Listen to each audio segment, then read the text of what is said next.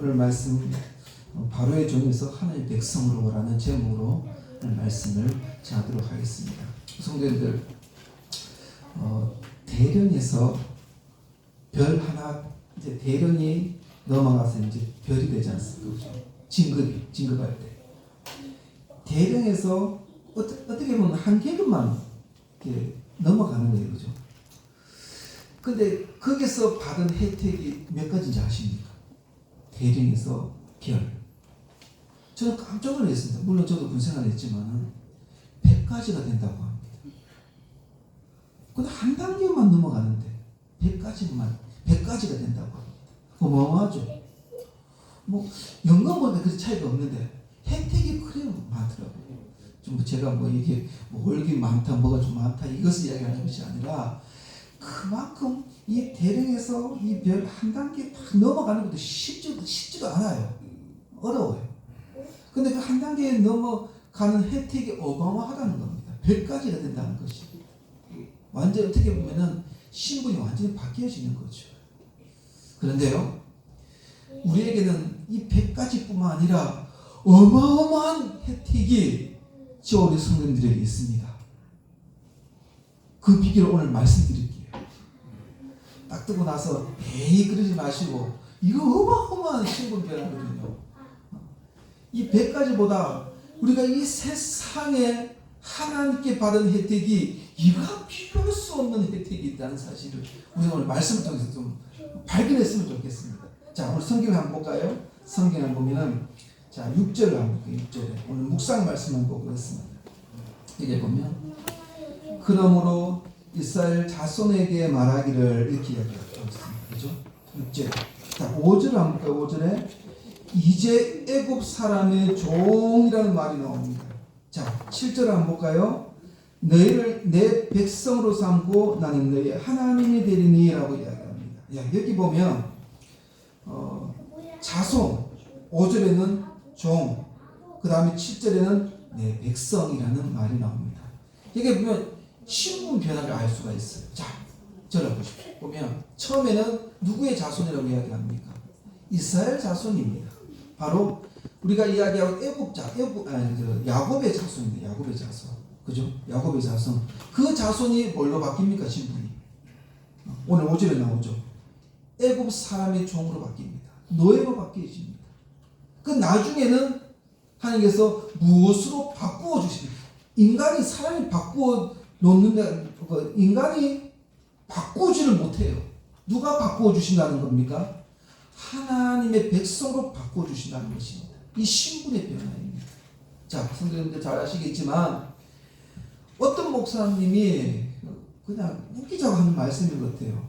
성경을 쭉 읽다 보면은 인물 중에서 물론 신앙으로 열심히 살았던 그런 성도들도 있었지만 신하고 못 사는 성도들도 많은, 그래서 우리 성도들 잘 아시겠지만 그런 분들도 성경에 많잖아요. 근데 이 목사님이 이렇게 인물을 가지고 한번 생각을 해봤답니다. 내가 과연 이 인물 중에서 진짜 믿음으로 행할 수 있는 그 인물을 보면서 내가 그게 닮을 수 있는 인물이 누굴까? 쭉 살펴봤답니다. 살펴봤는데 아브라함을 더 생각해봤답니다. 내가 이 아브라함처럼 이렇게 살 수 있을까? 쭉 생각을 아브라함처럼 못 살겠다. 왜냐하면 다 버리고 가야 되잖아요. 다 버리고 가서 가나안 땅에 가야 되잖아요. 그리고 아들까지 바쳤다? 이게 도저히 불가능하다. 이삭, 내가 이삭처럼 살 수 있을까? 이삭은 3번이나 우물을 팔지 않습니까? 그래서 주위의 사람들 시기 나가지고 어떻게 합니까? 다 그 당시에는 성도들 아시겠지만 지금도 마찬가지입니다. 사막에는 물이 생명이에요. 물을 열심히 우물을 팠는데 옆 주위의 사람들 시기가 나가지고 다 메꾸지 않습니다. 그래서 가만히 생각, 나도 이삭처럼 살지 못하겠다. 이 혈기 때문에 못 살겠다. 그러면 내가 이 이불 중에서 내가 이것을 닮아가면서 내가 어떻게 신앙으로 살아갈 수 있을까? 그 중에 한 사람이 누구냐면 야곱이면 내가 진짜 진정으로 이것을 보면서 살 수 있겠다는 생각 딱 드는 겁니다. 야곱은 어떤 삶을 살았습니까? 늘 거짓말하는 삶이었습니다. 이 모습 바꾸니까 그렇지, 내가 늘 거짓말하지. 목회자라고 하면서 이 모습을 딱 보면서 좀 나하고 닮는다는 생각이 드는 겁니다. 그러면 나는 좀 제대로 신앙생활 할 수 있겠구나. 그렇게 욱수깡스럽게 이야기했다는 겁니다. 다시 한번 제가 이 말씀 드리는 것은 뭐냐면 야곱이라는 사람은 어떤 사람입니까? 늘 거짓말만 했던 사람이었습니다. 거짓말하고 속였던 사람, 참 약한 사람이 바로 야곱이었습니다. 잘 보십시오. 그 형 장자권도 빼앗아 버리죠. 그리고 형이 받은 그 축복권도 빼앗아 버리죠. 또 나중에는 그 외삼촌에 또 거기에 있는, 물론 외삼촌이 잘못했어요. 몇 번이나 자기 딸을 주겠다고 이야기하면서 주지 않고 일반 시켜 먹잖아요. 또 나중에는 또 외삼촌 속이죠. 이제 늘 속이는 삶을 산다는 겁니다. 어떻게 보면 이스라엘 족속, 야곱 족속이라는 참 어떻게 보면 보잘것없는 민족이었습니다. 약한 민족이었습니다. 뭐 뒤에도 나오겠지만, 그리고 성경을 보시면 7절에 5절에 보면은 나중에는 애굽 종이 됐습니다. 노예가 됩니다. 노예가 되는, 그는 진짜 아무것도 할 수 없고 보잘것없고 연약하고 나약한 그 자들이 하나님께서 무엇으로 바꿔주시겠다고 이야기합니까? 자, 7절에 내 백성으로 선다는 겁니다. 하나님의 백성으로 선다는 것을 이야기하고 있는, 이것은 완전한 신분의 변화입니다. 이것은 우리가 변하고 싶어서 변화되는 것이 아닙니다. 하나님께서 변화시켜 주셔야 된다는 사실입니다. 성도님들, 창세기로 한번 넘어가 볼까요? 그래서 창세기에 보면은 하나님께서 아담에게 세 가지 직분을 주셨어요. 세 가지 직분. 창세기에 그런 직분이 있었나? 성도님들 한번 천천히 생각해 보십시오. 첫 번째는 선지자의 직분을 주셨습니다. 선지자의 직분. 이게 뭐냐? 하나님께서 아담에게 최초의 명령을 했어요. 혹시 뭔지 아십니까? 선악과를 따먹지 마라. 이렇게 합니다. 어떤 분이 이 선악과를 따먹는다고 죄가 들어오고 이게 뭔가 정말 그 주위의 사람도 그렇게 이야기해요. 사과 하나 따먹었다고 이 인류가 무슨 죄가 다. 근데 우리가 본질적으로 따져보십시오. 그 사과 쉽게 말씀드리면 그 사과 때문에 우리의 삶이 엉망진창으로 만들어버렸습니다. 우리 본질적으로 우리가 다 일어나는 번제들이 다 어디서 일어났습니까? 다 하나님의 말씀 불순종에서 다 일어났다는 거예요. 그게 본질입니다. 나타나는 우리 현상들이. 하나님의 말씀이 뭡니까? 선악과 따먹지 마라. 이게 선지자의 역할입니다. 두 번째는 하나님께서 그 아담에게 에덴산에 두루 다니면서 무엇을 하라? 가꾸라고 이야기합니다. 가꾸라. 그게 바로 제사장의 역할입니다. 세 번째는 왕. 하나님께 말씀하시죠. 다스리고 정복해라. 다스리라는 것입니다. 그게 왕의 직분입니다. 이 세 가지 직분을 바로 누구에게 줬냐면 아담에게 주었습니다. 그런데 그 아담이 그 직분을 어떻게, 무엇 때문에, 어떤 사건 때문에 다 잃어버리게 됩니까? 소멸하게 됩니까? 바로 선악과 문제죠. 선악과 떠나서 바로 순종의 문제입니다. 순종의 문제. 하나님의 말씀을 순종했느냐 순종 안 했느냐, 거기에 따라 자기 선택적인 문제예요. 자기 선택의 문제였습니다. 하나님이 우리에게 자유의지를 주었기 때문에 로봇처럼 만들지 않았습니다. 하나님은 우리와 늘 인격적으로 늘 대화하기를 원합니다. 로봇처럼 그렇게 하지 않기를 원해요. 하나님은 자유스럽게 하도록 하셨습니다. 자, 본인 선택은 하나님보다 더 높아지기 위해서 선악과를 따먹게 되죠. 바로 불순종하게 되는 거죠. 그런데 나중에는 이 직분이 이제 다 회복이 됩니다. 누구로 말미암아? 예수 그리스도로 말하면 다 회복됩니다. 예수님께서 이 땅에 오셔서 선지자의 직분을 오셨습니다. 회개하라 천국에 가까워왔노라. 누가 외쳤습니까? 예수님께서 공생이 시작할 때에 바로 말씀을 선포했습니다. 그리고 예수님은 제사장 직분을 감당했습니다. 제사장 직분은 지금 이야기하면 쉽게 말씀드리면 목사의 삶을 산다는 거죠. 와서 제사장은 예배 드리는 겁니다. 하나님 앞에 올려드리는, 그 당시에는 우선 아시겠지만 동물들 다 목 따고 배 가르고 다 태워서 드렸습니다. 그게 제사였습니다. 그게 제사장의 일이었습니다. 그런데 그 제사장이면서도 그 제단은 누구였습니까? 바로 예수 그리스도였습니다. 우리 성도 아시겠죠? 십자가의 사건 아니겠습니까? 이게 바로 제사장의 삶이었습니다.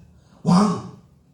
예수 그리스도 이 땅에 왕으로 통치하고 앞으로도 지금도 통치하고 계시고, 우리는 이 역사를 이야기하면은 인간의 역사는 다 누구의 손에 이루어집니까? 다니엘서 보면은 우리 성도들 잘 아실 겁니다. 다니엘서 보면은 이 나라가 처음에는 쭉 바데부터 해가지고 헬라, 로마, 무슨 아시죠? 역사적인 배경을 다니엘 보면 다 역사가 나타납니다. 큰 제국, 헬라 제국이나 그 뒤에 로마 제국이나 나중에 로마 제국이 다 갈라지죠. 이런 역사적인 배경이 다니엘서 그대로 적혀져 있습니다. 이 세상을 이끌어 가시는 분은 사람이 이끌어 가는 것처럼 보이지만 이 세상을 통치하시는 분은 바로 예수 그리스도라는 사실입니다. 다시 말하면 우리 신분도 바뀌어져요. 우리도 모든 예수 그리스도를 통해서 우리 신분이 완전히 바뀌어지는 삶을 산다는 것입니다. 바로 오늘 말씀처럼입니다. 자, 출애굽기 29장 45절 한번 볼까요? 여기 보면 내가 이스라엘 자손 중에 거하는 그들의 하나님이 되리니 그들은 내가 그들의 하나님 여호와로서 그들 중에 거하려고 그들을 애굽 땅에서 인도하여 낸 줄을 알리라. 나는 그들의 하나님 여호와라. 이렇게 이야기합니다. 여기 보면 내가라는 말이 아닙니다. 하나님이 하신다는 사실을 이야기하고 있는 거죠. 자, 레위기 26장 11절 13절 한번 볼까요? 나는 너희 중에 행하여 너희의 하나님이 되고 너희는 내 백성이 될 것이라. 13절입니다. 나는 너희를 애굽 땅에서 인도해내어 그들에게 종된 것을 면하게 한 너희의 하나님 여호와니라. 내가 너희의 멍에에 빗장을 부수고 너희를 바로 서서 걷게 하였느니라. 이렇게 합니다. 레위기 14장에 보면 또 22절에 보면 그들의 하나님, 너희의 하나님 이런 말이 계속 나오고 있습니다. 너희의 하나님, 그리고 그들의 하나님, 너희의 하나님 이런 말이 계속 반복되는 것을 우리는 주목할 수가 있습니다. 누가 하시겠다는 것입니까? 바로 하나님이 하시겠다는 것입니다. 우리는 구원이란 말은 참 우리는 늘 설교 시간에 듣지만 이 구원이라는 것은 예수 그리스도께서 십자가에 못 박혀 죽으시고 부활하시고 이것이 끝나는 것이 아닙니다. 구원이라는 것은 늘 지금도 우리와 함께 임마누엘 하나님이 늘 함께 하신다는 것을 이야기하는 것입니다. 기쁠 때나 슬플 때나 늘 하나님이 우리가 동행하신다는 것을 이야기하고 있는 거죠. 출애굽은 전체적으로 이야기하는 것은 주제는 바로 구원입니다. 구속입니다. 하나님께서 애굽에서 왜 이스라엘 백성들을 구해냈습니까? 다른 거 없습니다. 너의 하나님, 너는 나의 백성이 되겠다. 이것이옵니다. 바로 구원의 목적은 바로 이겁니다. 너를 구원하겠다. 이 구원이란 말은 너와 함께 하겠다. 너와 동행하겠다. 우리 성도님들 잘 아시잖아요. 한쪽 운동회 할 때 많이 하지 않습니까? 상대방 발 한쪽 묶고 내 한쪽 묶고. 내가 뛰어가다가 바지 째진 적이 있습니다. 한쪽이 안 보지 않아가지고 같이 발을 맞추어 갑니다. 성도님들, 하나님은요 무작정 인격적인 하나님이시기 때문에 만약에 하나님께서 이 세상을 다 내가 구원하겠다. 이 60억 대는 이거 70억 대는 거 다 하나님을 다 믿게 하겠다라고 이런 다짐 이런 생각 가지고 한다면 하나님 70억 인구 다 구원으로 이끌어 갈 수가 있습니다. 다 하나님 믿게 할 수 있습니다. 왜냐? 뭐 전쟁도 필요 없어요. 그냥 뭐 하늘에서 주님이 예수님이 나타나셔서 큰 소리를 한마디 하면은 전부 다 60억, 70억 인구가 다 예수를 다 믿을 수 있어요. 그런데 하나님은 그렇게 하지 않습니다. 하나님은 우리와 같이 발맞추면서 가기를 원하십니다. 인격적으로 우리를 대하십니다. 지금도 우리의 말씀에 있는 계속해서 그 크신 능력은 변함이 없어요. 성도님들, 지금 제가 불을 켰습니다. 이 불을 끈다고 전기가 흐르지는 않잖아요. 그죠? 내 말이 맞습니까? 아닙니다. 저 불을 꺼도 계속 전기는 흐를 수밖에 없어요. 그죠?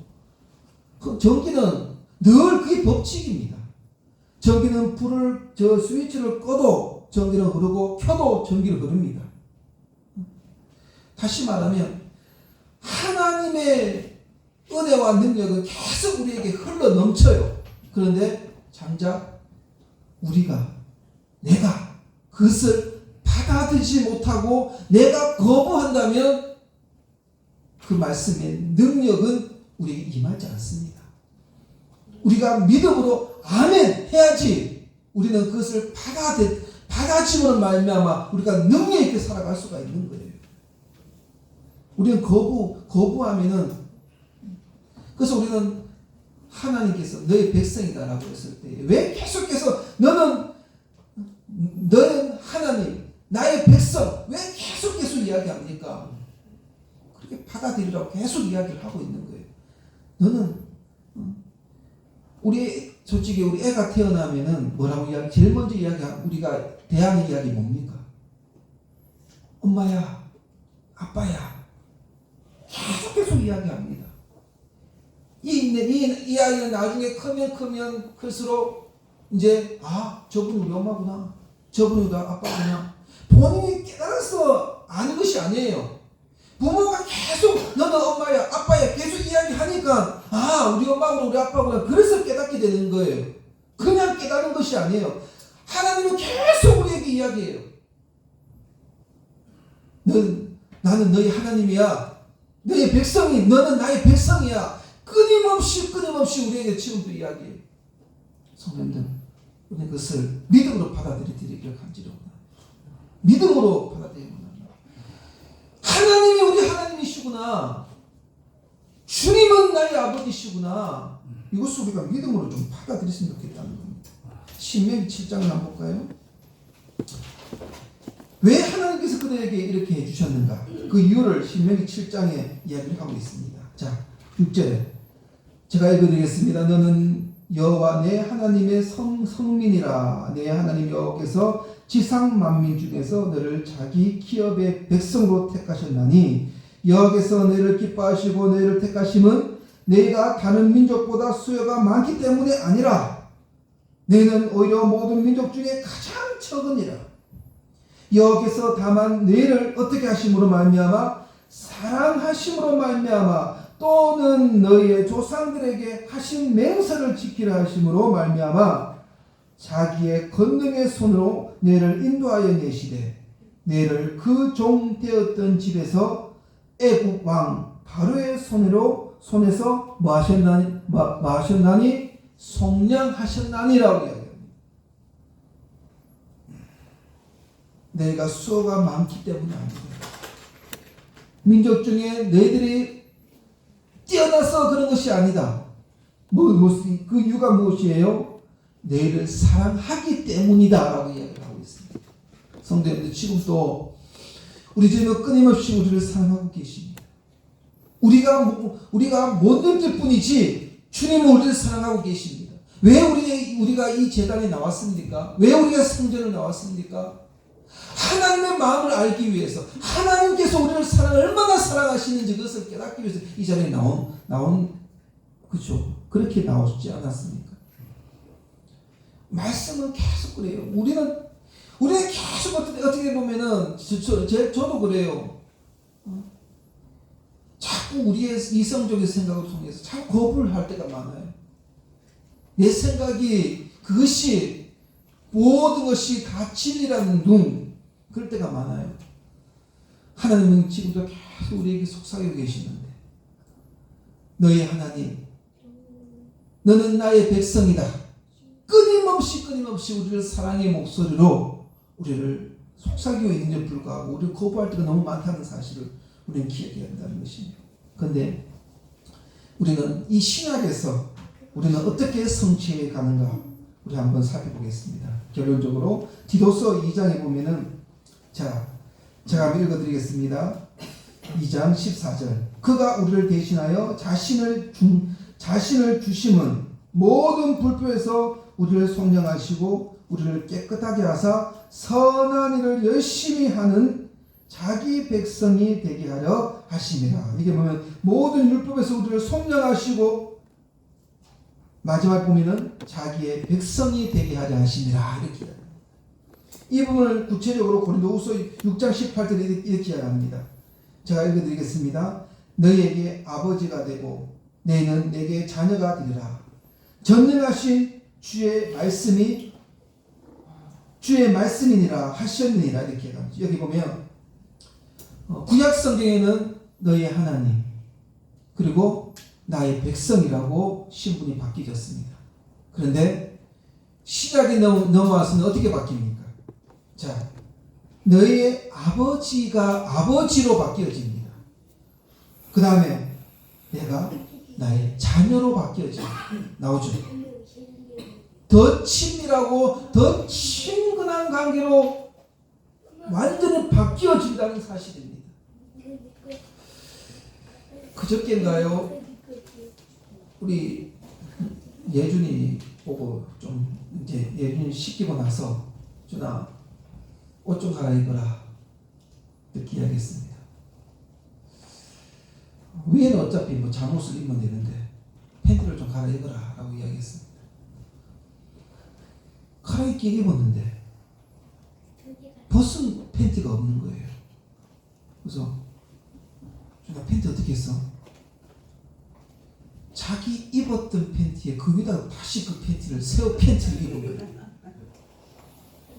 한참 동안 내가 저는 사고하면서 그때는 내가 당스러워가지고 준아 그 밑에 거 벗고 해야지 그렇게 이야기하고 들어갔어요. 화장실에. 저도 화장실에 가서 샤워하는데 한참 웃었어요.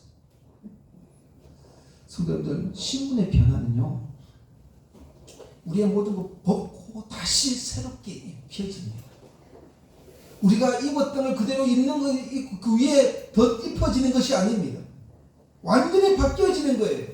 무엇으로 바뀌어집니까? 나의 아버지로 바뀝니다. 우리는 하나님의 자녀로 바뀌어졌습니다. 지금 우리는 지금 이곳에 온 목적은 물론 하나님께 예배드리는 것도 있지만 하나님과 자녀로서 친밀한 관계를 유지하기 위해서 온 겁니다. 그것을 이야기하고 있는 거예요. 하나님은 저와 우리 백성들을 앞으로 이것은 현재도 이루어지는 건데 예수님이 이 땅에 재림하시고 나서 어떤 변화가 있는지 요한계시록이 이야기합니다. 제가 읽어드리겠습니다. 21장 3절에서 6절. 내가 들으니 보좌에서 큰 음성이 나서 이르되 보라 하나님의 장막이 사람들과 함께 있으며 하나님이 그들과 함께 계시리니 그들은 하나님의 백성이 되고 하나님은 친히 그들과 함께 계셔서 모든 눈물을 그 눈에서 닦아주시니 다시는 사망이 없고 애통하는 것이나 곡하는 것이나 아픈 것이 다시 있지 아니하리니 처음 것들이 다 지나갔음이로라. 보좌에 앉으시니가 이르시되 보라 내가 만물을 새롭게 하노라 하시고 또 이르시되 이 말은 신실하고 참되니 기록하라 하시고 또 내게 말씀하시되 이루었도다. 나는 알파와 오메가요 처음과 마지막이라. 내가 생명수 샘물을 목마른 자에게 값없이 주리니라고 이야기합니다. 이 말씀만 들어도 우리에게는 참 위안이 됩니다. 이것은 언제 이루어지느냐? 바로 예수님이 이 땅에 다시 재림하셔서 이 땅에 오셨을 때, 그때는 지금 아버지와 자녀의 관계지만 이것을 뛰어넘어서 이제는 함께 같이 살아요. 지금은 세상에 우리는 여기 살지만은 이제는 하나님 너와 같이 살겠다 이겁니다. 실제적으로 지금은 우리 눈에는 보이지 않아요. 지금 나중에 예수님이 오시면은 눈에 보여요. 우리는 보이고 예수님께서 우리의 눈물을 닦아주신다는 것까지 해주신다는 것. 이것은 우리가 점점 더 어떤 변화가 이루어집니까? 더 친밀한 변화가 이루어진다는 것. 이게 바로 우리 하나님의 큰 그림이에요. 결론입니다. 성도님들, 6절에 보면은 속량하셨다라고 이야기합니다. 구속하시고, 7절에는 그 구속하로 말미암아 우리를 무엇으로 삼고 백성으로 삼아주셨고, 마지막에는 8절에 내가 아브라함과 이삭과 야곱에게 주는 맹세한 땅으로 너를 인도하고 그 땅을 너에게 주어 기업으로 삼겠다라고 이야기합니다. 이것은 우리가 생각해 보시면은, 영적으로 생각하면은 우리는 물론 이스라엘에서 가나안 땅에 갔어요.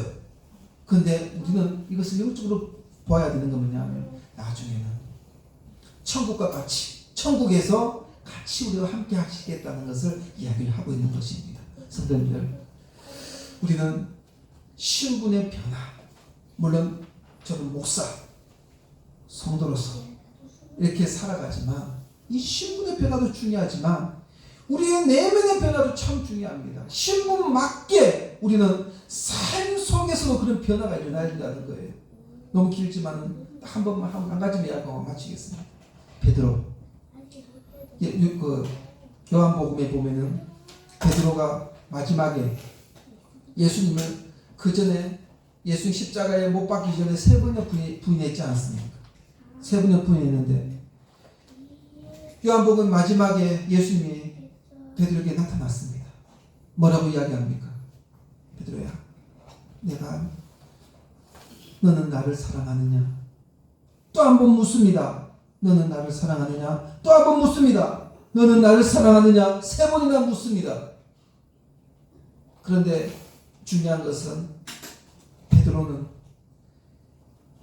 베드로가 처음에 예수님께 그 공생에 같이 시작하고 제자로 삶을 사는 것도 중요하지만 베드로는 거기서 깨어져 버렸어요.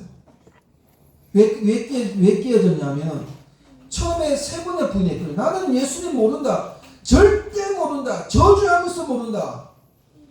자기 죽을까봐. 그 예수님 십자가에 못 박혀 돌아가시지 않습니까? 그 자가 정말 내가 정말 주님을 저주하면서 예수를 모른다고 하는 내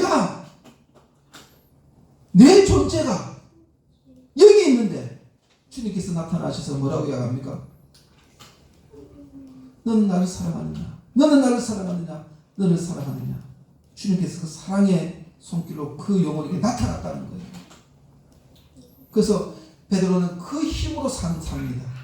사도행전 보면은 예루살렘 교회나 병도 고치고 치료하고, 근데 이 베드로에게 어떤 마음이 있습니까? 나처럼 이렇게 미약하고 나약한 존재를 하나님 예수 그리스도 사랑으로 나를 구해 주셨는데 하물며 내 삶은